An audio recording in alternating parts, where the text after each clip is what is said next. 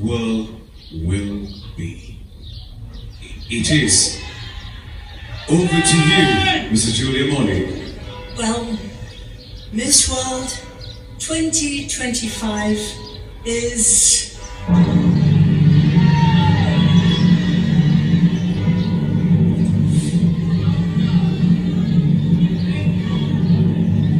Thailand!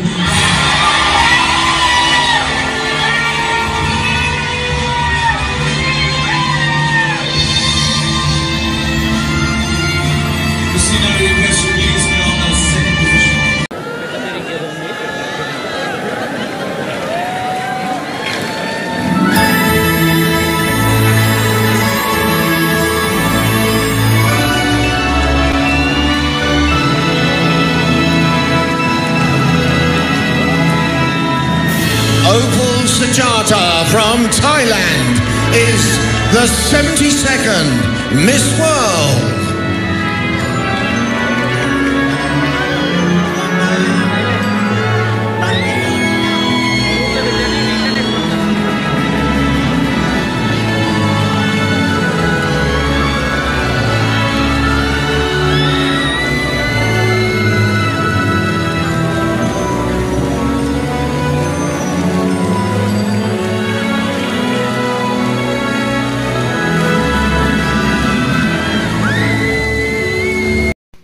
OMG mga kasabibi! So si Opal nga po, si Miss World Thailand is Miss World 2025. Oh, OMG!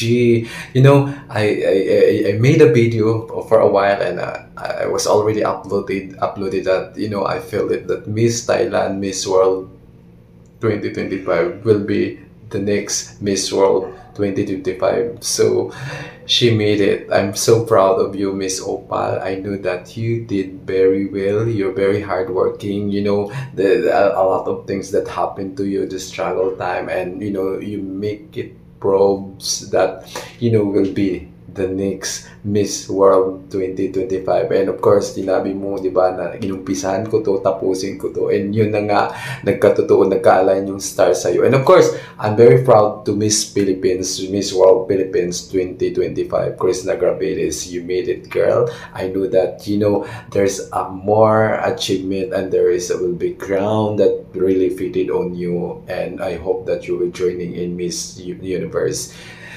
Oh, 2026. OMG. I felt so, you know, speechless kasi nga, di ba, nagkaka-upload ko lang talaga mga ka-habibi, and of course, I'm rooting for Miss Thailand to win the crown. This is the first ever crown, the blue crown from Thailand, and now you're gonna go back to Thailand and make it proud and enjoy your you know, journey as a Miss World 2025. OMG, I felt like ang galing mo. Oh my god. And I hope that Nawat will watch now, and you know, just be kind, friendly. This is really for your country, and I hope that, you know, everything will be okay na. Sana Daddy Nawat, you will be fine, and you will be, you know, proud that you have the first ever Miss World crown. This is really tough mga ka-habibi kasi ang hirap po makuha. Lagi kong sinasabi, di ba, on my first video that I was uploaded na today lang a while ago, na sabi ko na ang hirap makuha yung crown, Miss World crown, and yet na-achieve ni Miss Opal. Oh my God. Girl, Miss Opal, if you're gonna watching, I'm really proud of you. You girl are deserving to win the crown, and you know the changes that you give. You know, you're on the top 3 Miss Universe 2024, and alam ko ang dami talagang di ba, sinasabi na maditron ka, ganun dahil nga sumali ka na naman sa budget na hindi pa natapos yung win mo, and ngayon, di ba, uwi ka ng Thailand to embrace, you know, the crown, the blue crown, and to share your fellows Thailand, di ba, Thailand people. She deserved it, and I'm proud of Thailand to get the crown, and I'm proud to be Asia also, because this is not only for Thailand achievement, and this is for the whole Asia. And yet we bring back the crown for Asia. Oh my God. This is the first ever crown for Thailand. It was really, I'm very happy. sana mabigyan nila ng red carpet si Miss Opal. I hope that, you know, Miss Thailand 2025 have this fabulous. I know it already that from the beginning that, you know, Thailand will be my bet, aside from Miss Philippines. And of course, I'm very proud to Crystal Grabedes, Miss Universe, Miss World. Oh my God, I was thinking about Miss Universe. Oh my God, because this is the two that I really love the most. And of course, the Grand International, Miss Supranational, Miss Kaura, and Miss Earth. This is really something that, you know, Thailand will be celebrate talaga sila. Alam ko na talagang lahat nagbunye. Alam ko, I know that all Thai right now are happy, enjoying, and have party, and have fun, and enjoy, and, you know, getting a red wine, and, you know, be proud to be Thailand. Sawasdee ka, Thailand! The Miss World 2025 is Miss Opal coming from Thailand. Oh my God! You know, I really wanted to sleep, but, you know, I just pushed myself to okay. Just upload for the Miss World right now, because now it's starting, and I was really happy about the result. And of course, Ethiopia deserved to win the crown also. But please stop bashing. It's already done. They have the new crown Miss World already. So no, we were just proud for everyone. We're just proud this candidate who are getting on the top 10, top 5, top 8, top 4, whatsoever na-achieve ninyo. Sana maging happy na lang tayo. Be contented. And of course, there's a star, or, you know, a line star from you. Hindi pa tapos ang ano, guys, di ba? Sabi nga ni Opal na hindi pa tapos ang laban, pinumpisahan ko, tapusin ko. Yun na nga! Na-achieve na niya. Talaga nagkatotoo talaga yung sinabi niya na, you know, there's a struggle, there's a dark side, but between of that, there's a star or a light from you na talagang, you know, sa tao kasi, guys, naniniwala kasi ako that all human being have, or people around the world have, you know, a different spot of the light na panahon mo ngayon, panahon ko naman bukas. Sure, may ganun. Happy ako. Oh my God. Thailand! Sawasdee ka. Thank you. From the first ever crown, Miss World 2025, Thailand. Oh my God. I'm so happy, guys. I'm happy because, you know, the crown, the crown, of course, nagbalik na naman sa Asia. So,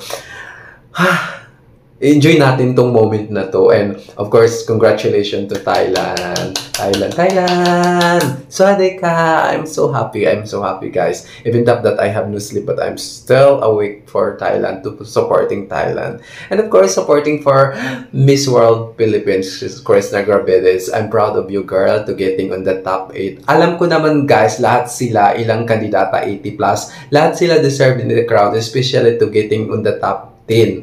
But talagang pigaan talaga ang labanan dito, guys. Talagang labanan, duguan talaga, guys. Naku, ang hirap talaga. Ang hirap ma-achieve yung Miss World crown. And we're just lucky enough that on last 2013, we got the crown from the Philippines, Miss Megan Yang. So that was held in Indonesia, na talagang napakahirap talaga, guys, no? Ang hirap talaga masungkit yung corona na yan, di ba? Ang daming magagaling. Of course, those candidates who are representing in Miss World are all deserving to get the crown. But, you know, the organization have those kind of possessed talent and whatsoever na hinahanap nila na magkatugma sa kung anong mayroon ka as a representing and the Miss World. So, yun, happy lang tayo. Dapat happy lang tayo. Don't bash Thailand. Don't bash Miss Opal, guys, because she's deserving to win the crown. Please, we're just be kind and be, you know, support each other, guys, because what's the achievement to Asia is our achievement also. And of course, Opal deserving to win the crown. And napapangita ko talaga, guys, na, you know, the production, the work, hard work that Thailand give to their beauty queens are really speechless talaga, guys. Napaka-galing nila in terms of support for the beauty queens. Yun yung talagang gusto ko lang sana na sa Pilipinas. Sana yung mga ano dyan, mga basher, no, sana magmove na kayo at sana supportan natin ang ating queens. Whatever na hindi nyo beat yung queen, sana respeto lang sa isa't isa. And of course, hindi nila ma-achieve yung mga bagay na yun, hindi sila magiging beauty queen kung hindi naman sila nag-work hard to get the crown. So sana respetuhan lang tayo, be kind. And Thailand, here we are, crown for Miss World 2025. Happy!